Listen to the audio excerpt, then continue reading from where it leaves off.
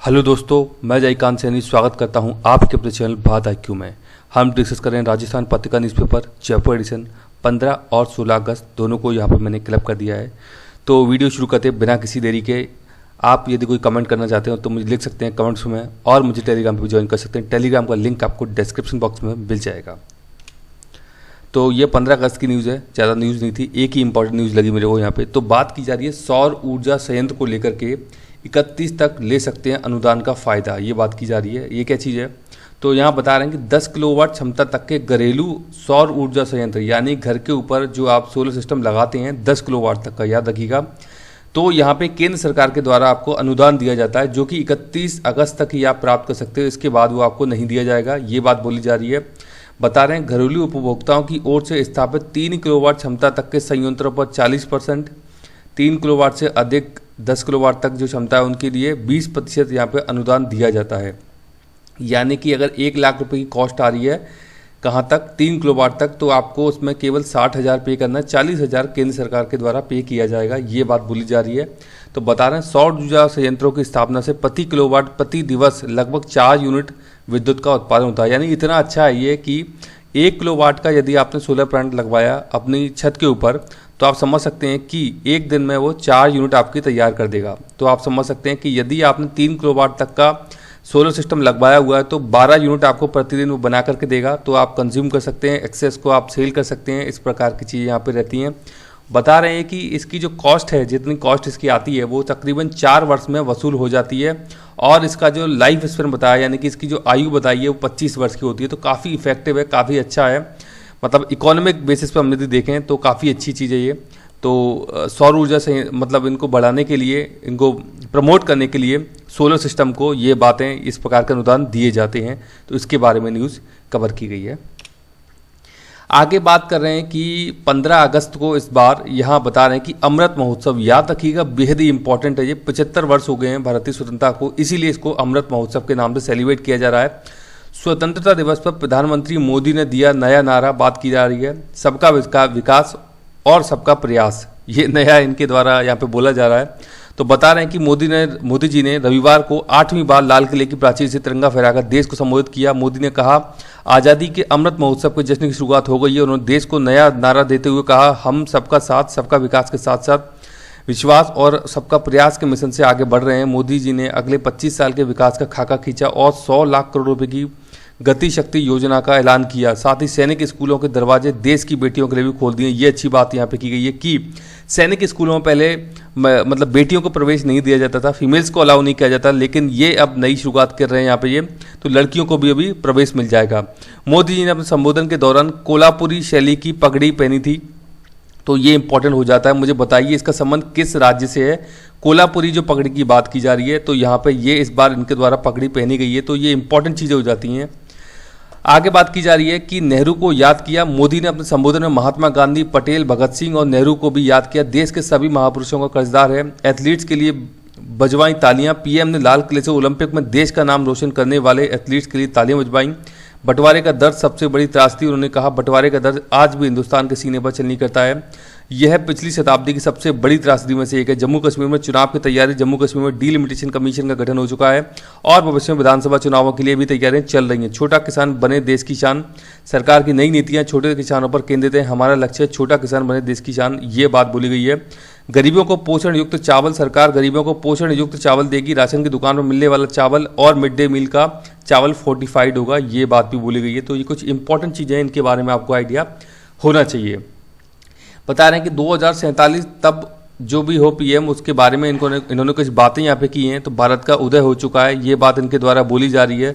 रोजगार सृजन की बात इनके द्वारा यहाँ पे बोली गई है, किस प्रकार से उसको गति देनी है।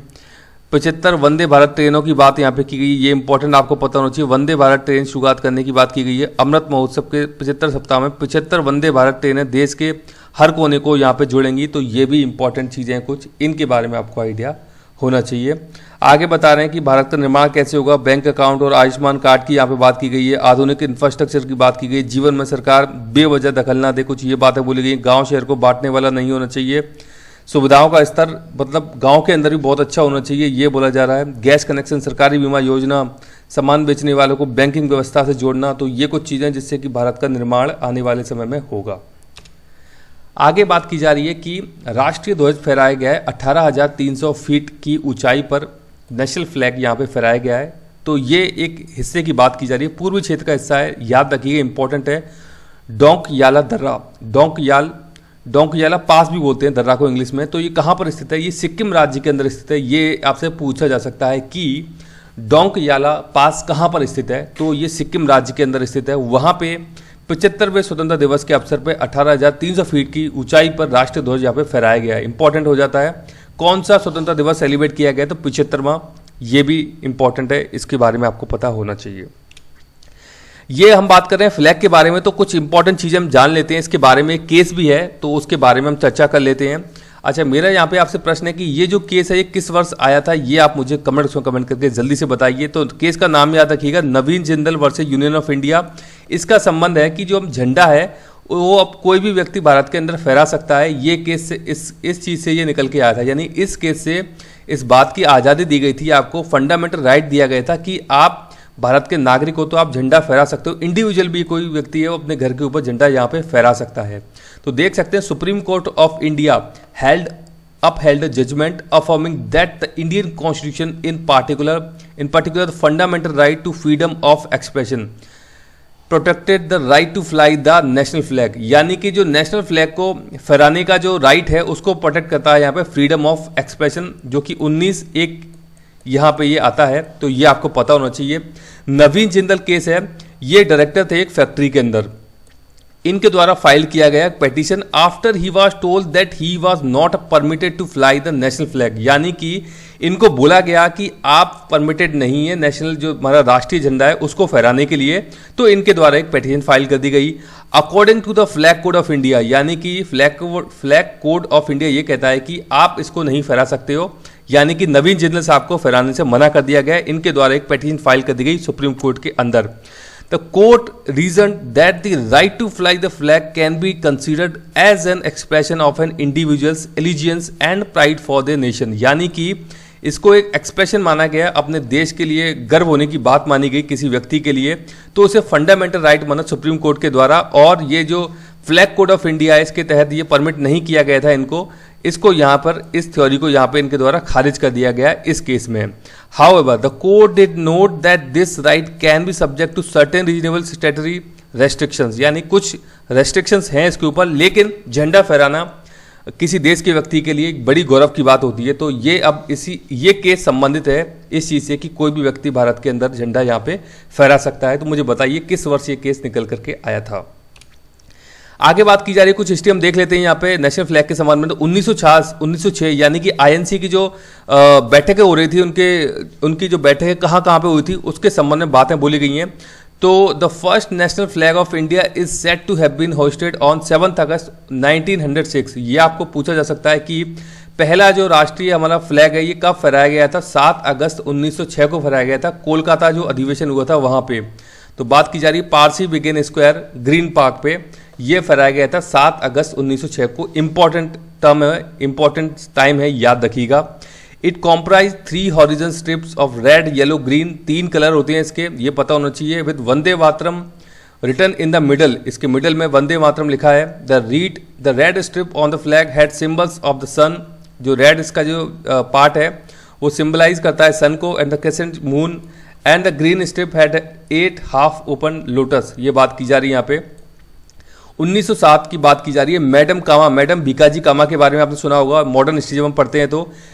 And her group of exile revolutionaries hoisted an Indian flag in Germany. आप देख सकते हैं जर्मनी के अंदर भी भारतीय झंडा फहराया गया था 1907 में, 1906 में कोलकाता में, 1907 में जर्मनी। यानी कि भारत के बाहर पूछा जा सकता है कि आपको झंडा कब फहराया गया था? 1907 में फहराया गया था। किनके द्वारा? मैडम कामा और इनके जो ग्रुप है, इनके साथी लोग हैं, इनके द्वारा फहराया गया था। This was the first Indian flag to be hoisted in a foreign land. Important प्रश्न बन जाता है कि विदेशी धरती पर भारतीय झंडा कब फहराया गया था? तो ये टर्म आपको पता होना चाहिए, 1907 में ऐसा किया गया था। आगे देखते हैं हम 1917 के अंदर doctor Annie Besant and Lokmanya Tilak adopted a new flag as part of the home rule movement. आपको पता होगा जो होम रूल मूवमेंट है ये किनके द्वारा लीड किया गया था? डॉक्टर एनी बेसेंट और लोकमान्य तिलक के द्वारा इसको लीड किया गया था, और यहाँ पे नया फ्लैग इनके द्वारा एडॉप्ट भी किया था, इन दोनों के द्वारा 1917 की ये बात की जा रही है। It had 5 alternate red and 4 green horizon stripes. तो ये बात है, इतना इंपॉर्टेंट नहीं है चीज़, लेकिन ये आपको पता होना चाहिए कि 1917 के दौरान ऐसा भी कुछ किया गया था। 1931 की बात की जा रही है। Congress committee met in Karachi, Karachi के अंदर कांग्रेस कमेटी की बैठक होती है, and adopted the tricolour. तो 1931 के अंदर ये ट्राई कलर यहाँ पे अपनाया गया, दैट ऑफ पिंगाली वेंकैया, ये बात की जा रही है, as India's national flag. Red was replaced with saffron colour.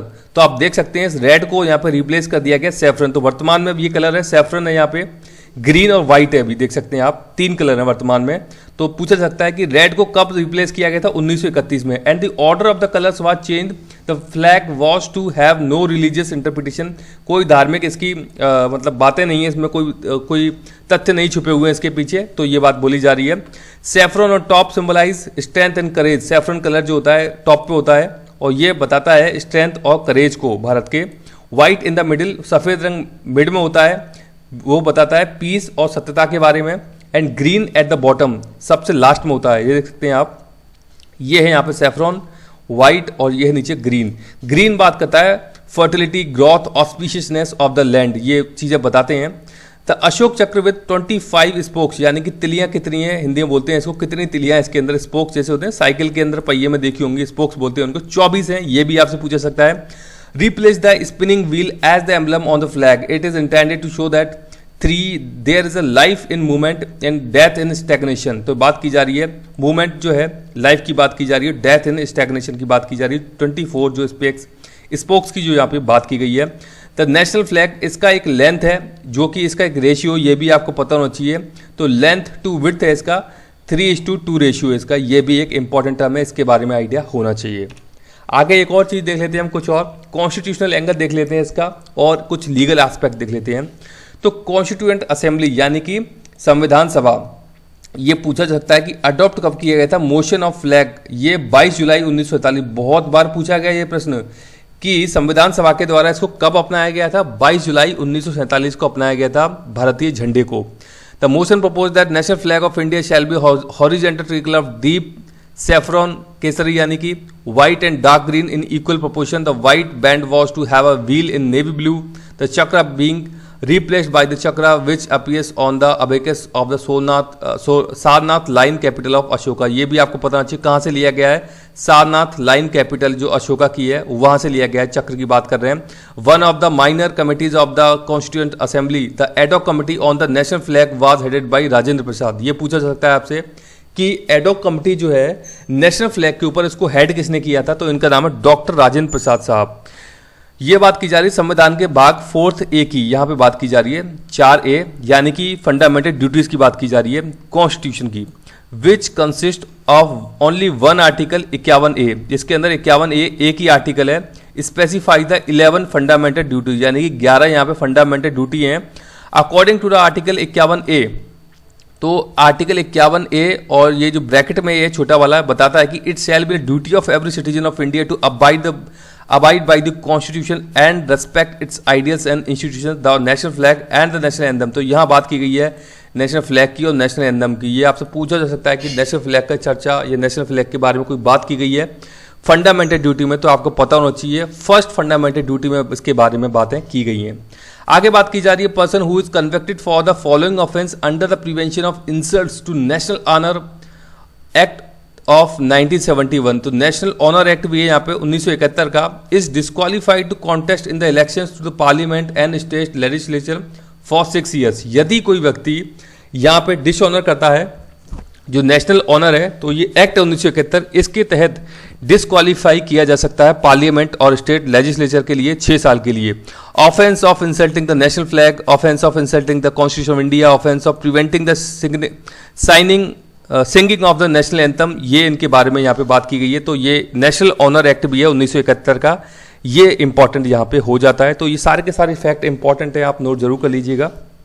आगे देखते हैं, बात की जा रही है यहाँ पे अफगानिस्तान की। अफगानिस्तान में बुरे हालात हैं। अशरफ गनी साहब जो प्रेसिडेंट है वहाँ पे, वो उनके द्वारा अफगानिस्तान को छोड़ दिया गया है, क्योंकि यहाँ पे तालिबान के द्वारा पूरा का पूरा कब्जा जमा लिया गया, पूरा का पूरा होल्ड कर लिया गया अफगानिस्तान पर। देखना होगा कि आने वाले समय में क्या दशा और दिशा होती है अफगानिस्तान को लेकर के। तालिबान का पूरा यहाँ पे कंट्रोल आ चुका है, तो अब आप देख सकते हैं कि वहां पे कैदियों को रिहा किया जा रहा है। तो इस प्रकार से मतलब कोई ऑर्डर नहीं है, स्टेटलेस एक कंट्री बन गया है। तो आप देख सकते हैं भारत के लिए किस मायने में ये इंपॉर्टेंट हो सकता है, क्योंकि भारत से इसका एक बॉर्डर भी है जो कि शेयर होता है। भारत के कुछ प्रोजेक्ट हैं जिसके थ्रू इंडिया जो है सेंट्रल एशिया में अपनी चीज़ें पहुंचाना चाहता है, ट्रेड करना चाहता है। ये इंपॉर्टेंट कुछ जो ऑब्जेक्टिव्स हैं इंडिया के, तो वो कहीं ना कहीं यहाँ पे अब टकराएंगे, क्योंकि तालिबान का वहाँ पे हुकूमत अभी आने वाली है। तो ये देखना होगा आने वाले समय में। तो अफगानिस्तान के बारे में आपको बहुत सारी चीज़ें पता होनी चाहिए। इसके बारे में प्रश्न बन सकता है, जैसे कि हार्ट ऑफ एशिया किसे बोलते हैं, अफगानिस्तान को बोलते हैं। लैंड लॉक कंट्री है, कहीं भी सी से कनेक्टेड नहीं है। काबुल इसकी कैपिटल है। इसके प्रेसिडेंट का नाम भी आपसे पूछा जा सकता है। तो ये कुछ चीज़ें इंपॉर्टेंट हो जाती हैं जो कि पूछी जा सकती हैं, इसीलिए आपको इसके लिए प्रिपेयर होना पड़ेगा।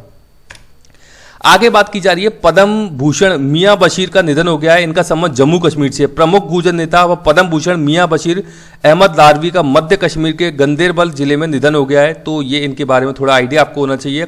4 अवार्ड होते हैं, पद्म विभूषण, पद्म भूषण और पद्मश्री। तो ये मिड वाला है, इससे ऊपर होता है पद्म विभूषण और सबसे नीचे होता है पद्मश्री और सबसे टॉप होता है भारत रत्न। तो इनके बारे में आपको ऑर्डर के बारे में पता होना चाहिए। 1954 में इनको स्टार्ट किया गया था।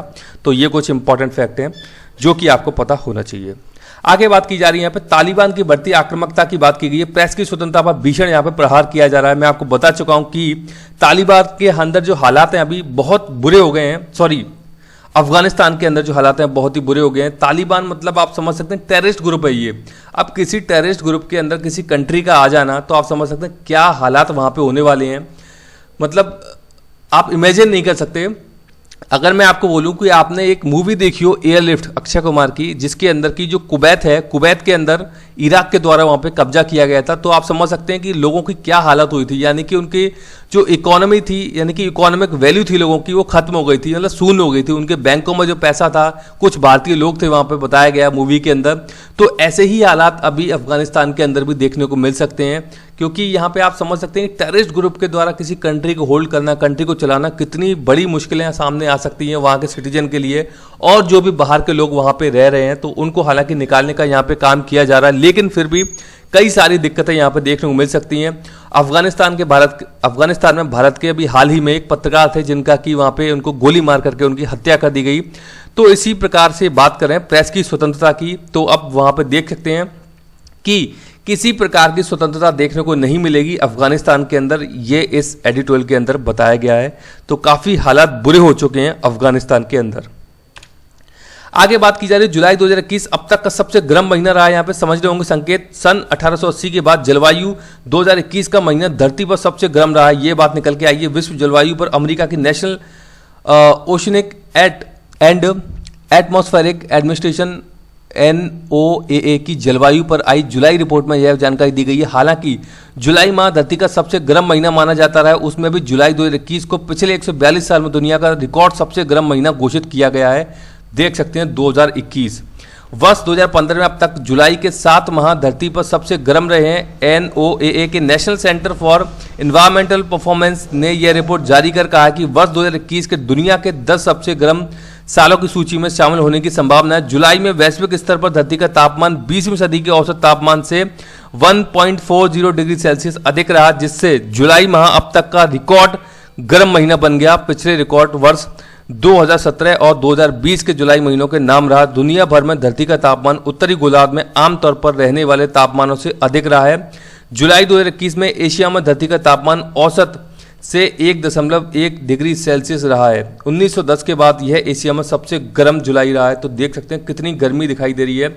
सारा का सारा प्रभाव क्लाइमेट चेंज का है। दुनिया भर में इसकी बातें चल रही हैं, तो इनके बारे में आपको पता होना चाहिए। बताया गया है जलवायु विसंगतियां और जुलाई 2021 के बारे में बता रहे हैं। आर्कटिक में बर्फ, जुलाई में आर्कटिक सागर में बर्फ का स्तर 81 2010 के औसत से 18.8% नीचे रहा है। मतलब कि बर्फ पिघल रही है आर्कटिक में। उत्तरी अमेरिका की बात करें तो महाद्वीप में जुलाई में 6ठी बार सर्वाधिक तापमान रिकॉर्ड किया गया। साउथ अमेरिका में बता रहे हैं महाद्वीप में 10वीं बार ऐसा हुआ कि जुलाई माह सबसे गर्म रहा और कई मौसम परिस्थितियां औसत से अधिक खराब रहीं। यूरोप की बता रहे हैं, यूरोप में जुलाई माह दूसरी बार सबसे अधिक गर्म रहा। इससे पूर्व 2010 में जुलाई माह सर्वाधिक गर्म रिकॉर्ड किया गया। यूरोप के कई हिस्सों में गर्म लहरों की चपेट में रहे हैं, जिससे जुलाई के अंत तक तापमान 40 डिग्री से अधिक रहा है। अफ्रीका में देखें तो अफ्रीका में जुलाई 7वीं बार सबसे गर्म रहा है। एशिया साल का जुलाई माह सबसे गर्म रहा है, इससे पहले 2010 का जुलाई सबसे गर्म रहा था। ऑस्ट्रेलिया की बात करें तो ऑस्ट्रेलिया में चौथी बार जुलाई माह सर्वाधिक गर्म रहा है। सातों के सातों कॉन्टिनेंट के बारे में बता रहे हैं, किस किस कॉन्टिनेंट में कैसी चीजें देखी गई जुलाई माह के अंदर। तो ये बहुत ही भयानक, बहुत ही खतरनाक संकेत हैं आने वाले समय के लिए, तो हमें सजग रहना होगा। पेज नंबर 9 पे बात की जा रही है, वोडाफोन आइडिया का घाटा यहाँ पे कम हुआ है, ये बात बोली गई है। ई वाहन 2025 तक बिक्री 10.80 लाख तक पहुंचने की उम्मीद है, यानी कि इलेक्ट्रॉनिक व्हीकल्स की बात की जा रही है। इलेक्ट्रिक स्कूटर और बाइक मार्केट में बादशाहत की होड़ में, तो काफी सारी कंपनी है जो कि इलेक्ट्रिक बाइक, इलेक्ट्रिक व्हीकल्स अभी निकालने वाले हैं, यानी कार बड़ी उनको निकालने वाले हैं। तो उनको लेकर के अभी देखते हैं क्या क्या नई चीजें आने वाली हैं। फेम आपके पता होगा, एक पॉलिसी लाई गई थी बजट के अंदर, fame faster adoption, I think ये है आपकी फेम टेक्निक, जिसके बारे में बोला गया था बजट में। ये इंपॉर्टेंट हो जाता है, इसका फुल फॉर्म आपको पता होना चाहिए। फास्टर एडॉप्शन मशीनेशन इंजन या फिर मैन्युफैक्चरिंग इंजन के बारे में बात की गई है, मुझे एग्जैक्टली याद नहीं आ रहा है, आप देख लीजिएगा, लेकिन ये इंपॉर्टेंट टर्म है, इसके बारे में आपको पता होना चाहिए। तो ये बात की जा रही है। अभी ओला और सिंपल वन का ई स्कूटर भी लॉन्च हुआ है यहाँ पे, तो बताया गया कि काफ़ी अच्छी परफॉर्मेंस है इनकी, काफ़ी कम खर्चे में ये काफ़ी अच्छा परफॉर्मेंस दे रहे हैं। तो बात की जा रही है इलेक्ट्रिक कार, स्कूटर, बाइक, इनके बारे में। आगे देख लेते हैं, आरबीआई छोटी सी गलती पर लगेगा भारी जुर्माना, बात की जाए। अगर आप चेक से पैसे का भुगतान करते हैं तो आपके लिए जरूरी खबर है, आरबीआई ने इस महीने के पैसे के भुगतान के नियम में बड़ा बदलाव किया है, जो कि 1 अगस्त से लागू हो गया है। अब छुट्टी के दिन भी चेक क्लियर होगा और भुगतान किया जा सकेगा, ये बात यहाँ पे बोली गई है। तो अब छुट्टी के दिन भी चेक यहाँ पे क्लियर हो जाएगा, अच्छी बात है। लोन का बोझ घटाने के 5 मंथ बनाएंगे खुशहाल, ये कुछ बात की गई है लोन के बारे में। राखी पर्व में तैयारियों में जुटे कारीगर, दुकानदार। देखें कि राखी फेस्टिवल की बात यहाँ पे की जा रही है, लोगों को काफ़ी अच्छा यहाँ पे बिजनेस मिलेगा अभी इस फेस्टिवल से। आगे देखें, सीतारमण 25 को करेंगी बैंक की समीक्षा। तो फाइनेंस मिनिस्टर हैं जो कि कुछ ना कुछ इन बैंकों को लेकर जो भी अपनी समीक्षा करना चाहेंगी, तो उसको लेकर के बैठक की जाएगी। आगे आप देख सकते हैं, ये खबर है सियासी चंदे की, यानी कि पॉलिटिकल पार्टीज को जो चंदा दिया जाता है उसके बारे में न्यूज है। 3 साल में इलेक्टोरल बॉन्ड से दिया गया है 7,380 करोड़ का चंदा, जिसमें कि सबसे ज्यादा चंदा दिया गया है बीजेपी को। सबसे ज्यादा कोलकाता में बेचे गए ईबी, यानी कि इलेक्टोरल जो बॉन्ड है एसबीआई के द्वारा जारी किए जाते हैं ये बॉन्ड, और सबसे ज्यादा बेचे गए कोलकाता शहर के अंदर। देख सकते हैं आप, बेचे गए बॉन्ड के बारे में बताया गया है और राशि बताई गई है करोड़ों में। तो मुंबई बताया गया है 154 और कोलकाता देख सकते हैं आप 420 करोड़ की यहाँ पे बात की जा रही है, ये राशि है। यहाँ पे बुनाए गए बॉन्ड के बारे में बात की गई है, राशि करोड़ों में है ये आप देख सकते हैं कितना अच्छा यहाँ पे जो पॉलिटिकल पार्टीज हैं उनको चंदा यहाँ पे दिया जाता है। तो इस प्रकार के कुछ ये डेटा बताए गए हैं। तो इलेक्ट्रल बॉन्ड के बारे में भी आपको आइडिया होना चाहिए। इलेक्ट्रल बॉन्ड आपको ये पता होना चाहिए कि ये कितने कितने रुपए के दिए जा सकते हैं, यानी कि 1,000, 2,000, 10,000, ये भी आपको आइडिया होना चाहिए, क्योंकि कहीं ना कहीं कभी ना कभी सिंपल प्रश्न भी बन जाते हैं। तो आप एक बार देख लीजिएगा इलेक्ट्रल बॉन्ड्स को जाकर के। तो मुझे आशा है कि वीडियो आपको अच्छा लगा होगा। यदि वीडियो अच्छा लगा है तो जरा सा लाइक करें, शेयर करें, सब्सक्राइब करें, ताकि और भी लोग वीडियो का फायदा उठा सकें। आप मुझे अपने सुझाव कमेंट्स में भेज सकते हैं या मुझे ईमेल भी कर सकते हैं। इसी के साथ धन्यवाद, मिलते हैं अगली वीडियो में।